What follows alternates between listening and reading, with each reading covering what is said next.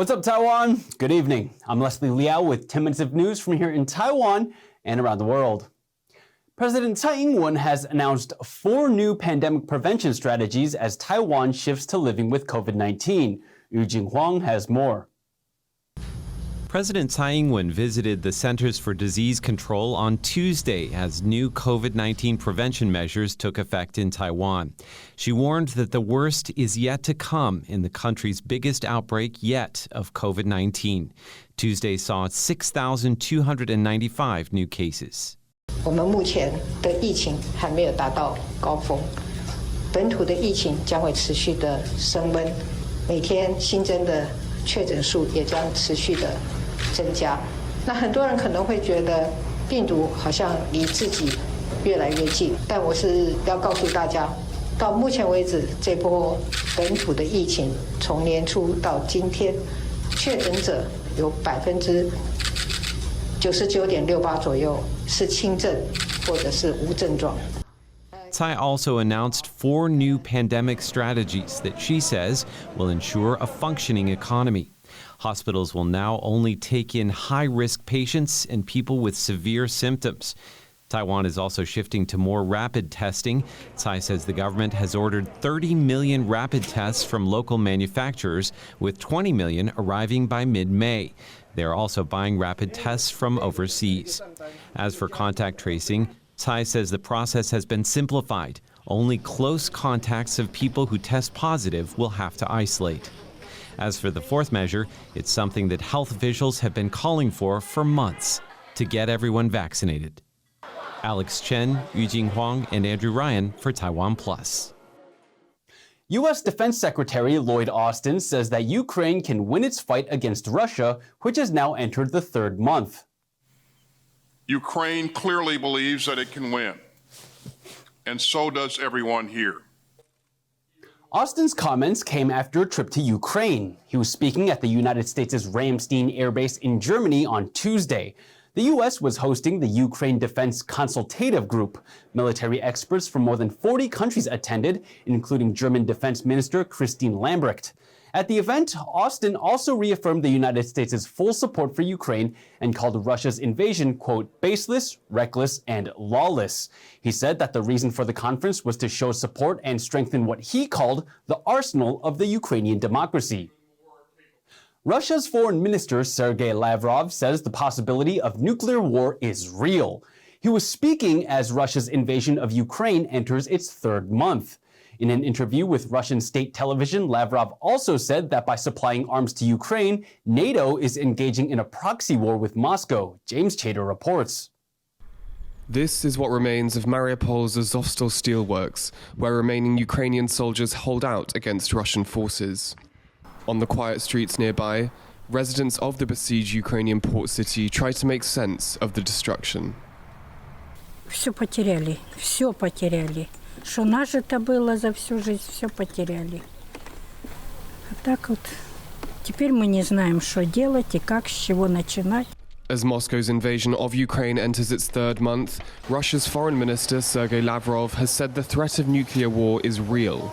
And despite continued Russian shelling reported across Ukraine, Lavrov maintains that Russia doesn't intend to escalate the conflict.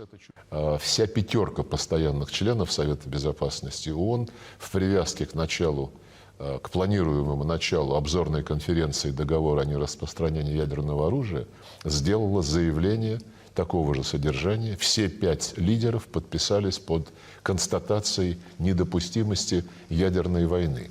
И это наша принципиальная позиция. Мы из нее исходим. On social media, Ukraine's foreign minister said Russia's talk of nuclear war is designed to scare the world from supporting Ukraine, which he believes means Moscow senses defeat. Last week, Washington confirmed $800 million of military aid for Ukraine. Moscow says that and other NATO support means it's effectively in a proxy war with the alliance. But despite Russian warnings, the White House says US President Joe Biden could soon unveil more assistance. I expect he'll have consultations and conversations with military leadership and, of course, leadership from the State Department over the course of the coming days. I expect it will be something later in the week and expect it will be a longer-term package or proposal. The US Defense Secretary has arrived in Germany to rally European support for Ukraine. But in besieged Ukrainian cities, survivors pick through the debris of their homes, far removed from the international talks that could decide their future. Damon Lin and James Chater for TaiwanPlus. North Korea's leader, Kim Jong-un, has vowed to strengthen the country's nuclear forces. His words came during a speech marking the 90th anniversary of the North Korean army. Crowds gathered in Pyongyang on Monday night for a military parade showcasing an array of modern weapons, including ballistic missiles. State media quoted Kim as saying he wanted to develop the country's nuclear arsenal at, quote, maximum speed. North Korea has already conducted 13 rounds of weapon tests this year, despite international economic sanctions. In one of the tests, the country launched an intercontinental ballistic missile for the first time since 2017. Elon Musk, the CEO of electric car company Tesla, has struck a deal to buy Twitter for $44 billion. The news has triggered a vigorous debate on the changes that Musk could make as CEO. Some are concerned that it will affect free speech. Jaime Okan has the details. $44 billion. That's how much Tesla CEO Elon Musk has agreed to purchase Twitter, which is one of the world's most influential social media platforms with over 400 million users. He says the move is in support of free speech and plans to privatize the company. Musk has continually criticized Twitter's filtering of tweets and posts, calling out the company's algorithm for a lack of transparency and for prioritizing advertised tweets from big companies. I think that's really been the starter for going after Twitter. But ultimately, it's really trying to shake up social media. I mean, he feels like it's a fragmented platform. He could significantly improve it. But there's growth challenges ahead. Twitter's been an underperforming platform for the last decade. And this is definitely Musk betting 20% of his net worth on Twitter. Definitely a risky move. A risky move, possibly not just for Musk, but for the platform's users. Critics are concerned that a change in leadership would mean the reactivation of many accounts currently banned. Musk has often expressed his preference for temporary bans instead of permanent ones, even tweeting that he hopes that his worst critics remain on the platform.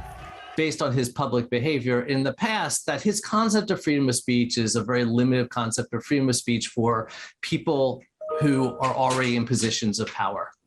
And does not have a great concern or really even a great understanding of freedom of speech for people who are routinely denied that freedom.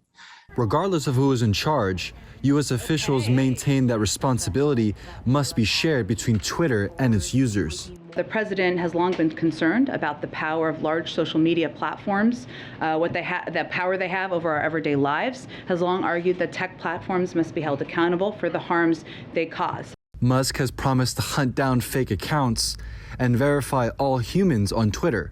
Now, the platform's users are waiting to see how the world's richest man affects change on one of its most popular of social networks. Kama Xu and Jaime Okan for TaiwanPlus. What happens when you play the violin for a rhinoceros? Never tried it for yourself? Well, don't worry. The Kaohsiung Zoo in the southern Taiwan city of Kaohsiung has the answer.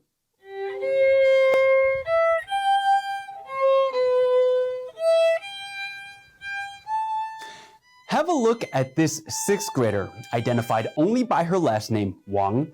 She's playing a classic Taiwanese pop song for the animals. One audience member, a Formosan black bear, comes running over to see what's happening. He even gets up on his hind legs for a better look and a better listen. What else do we have? Well, curious camels, some pensive ponies, and check out these rowdy rhinos. Look at those tails, those twitching ears, they're loving it.